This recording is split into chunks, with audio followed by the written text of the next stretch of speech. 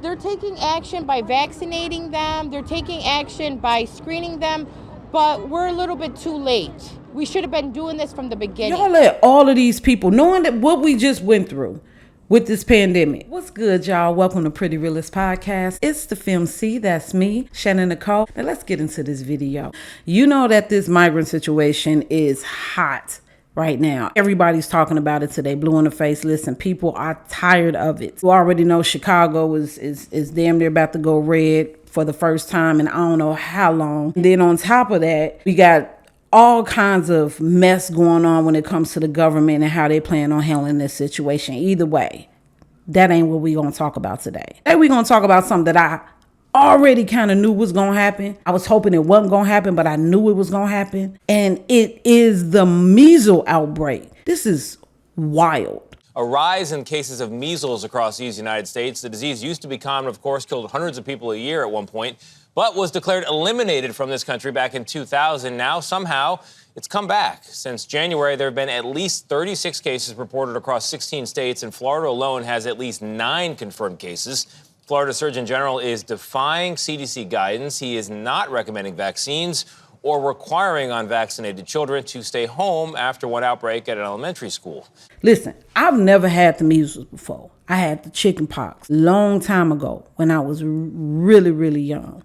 I have not had the measles. I could swore that people were being vaccinated for it, especially like young people, children and stuff. When they got vaccinated to go back to school. So I had a inclination that something that was going to be a viral infection of some sort or some type of disease or something in that sense was going to revisit America once this migrant situation popped off. I had no idea what it was going to be, but right now, Chicago has a problem. Check it out. Outbreak in a Chicago migrant shelter. 3 more cases have been confirmed in the new arrivals at the shelter in Pilsen, and that brings the total to 8 in just the last week. 1 was unrelated to the shelter. The city is taking precautions to isolate those cases, and tonight NBC5's Charlie Wojciechowski looks into what you need to know about protection to gain protection from the virus. As measles cases continue to rise at this Pilsen migrant shelter, officials from the Centers for Disease Control will soon start looking at the situation here. Public Health Ambassador Maria Perez says she sees it every day. They're concerned because they're not getting any medical attention. The situation here at this Pilsen shelter shows just how quickly the virus can spread.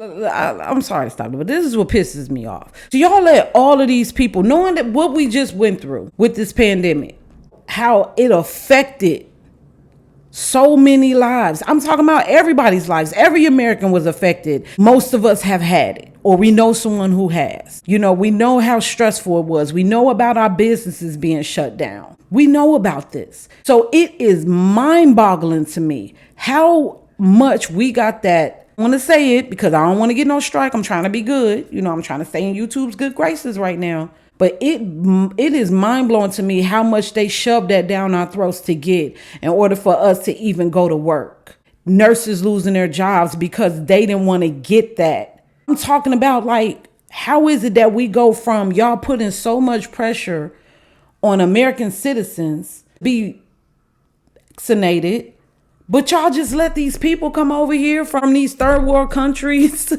mean, whether it's third world or not, y'all just letting anybody come over here, no matter what they're bringing.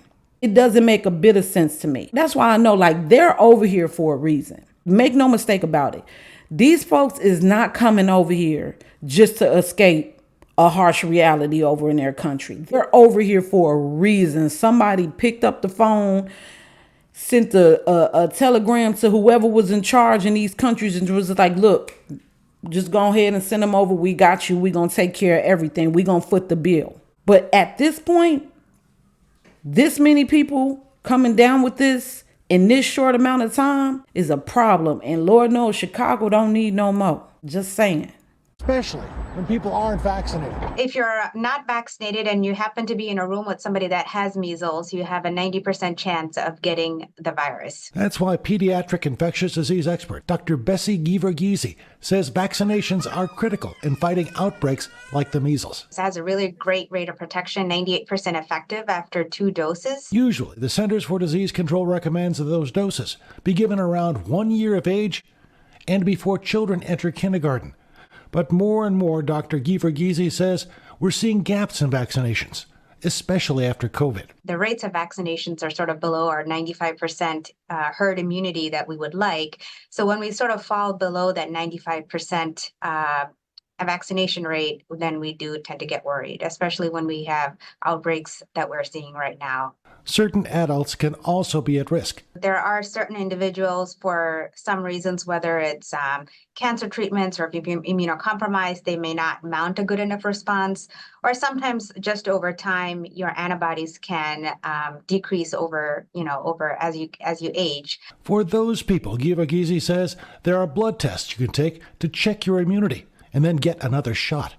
Maria Perez says that would have helped the situation here in Pilsen. They're taking action by vaccinating them. They're taking action by screening them, but we're a little bit too late. We should have been doing this from the beginning. If this would have been caught sooner, we wouldn't have 0 cases.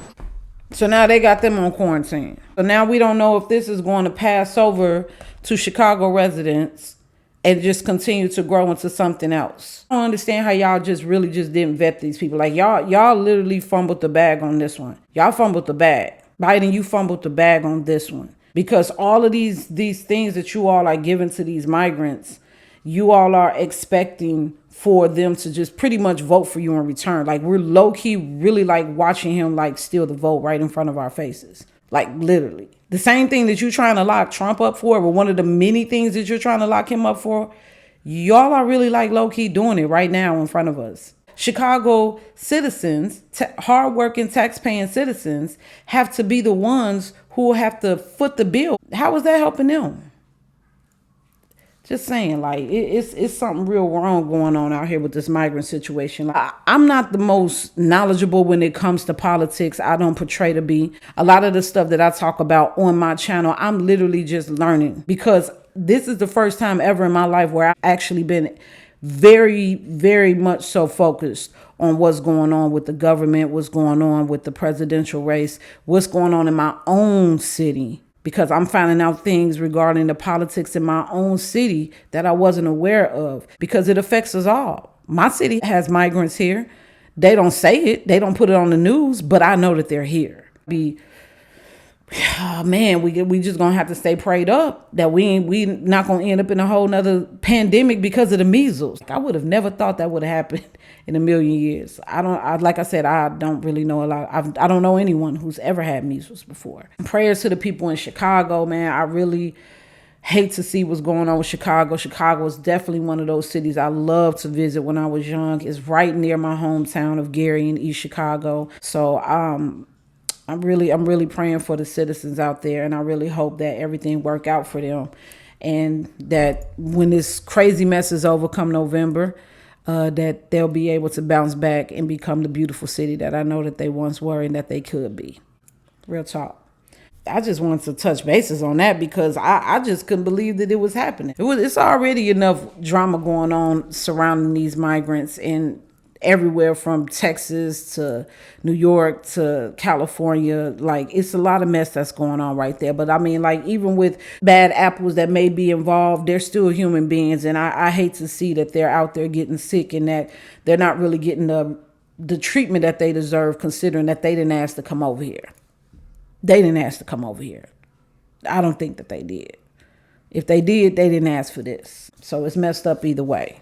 And now the children are being affected. Let's just keep them in prayer, y'all. I'm about to get up out of here. Make sure you all like, share, comment, and subscribe. What do you think this could possibly bring to the United States? Is it going to be another pandemic? Like, let's keep the conversation going so that way we can all be better prepared on how to deal with this just in case it becomes an outbreak. Don't shoot the messenger. Only receive the message. If it's for you, receive it. If it's not, leave it. All right? Peace.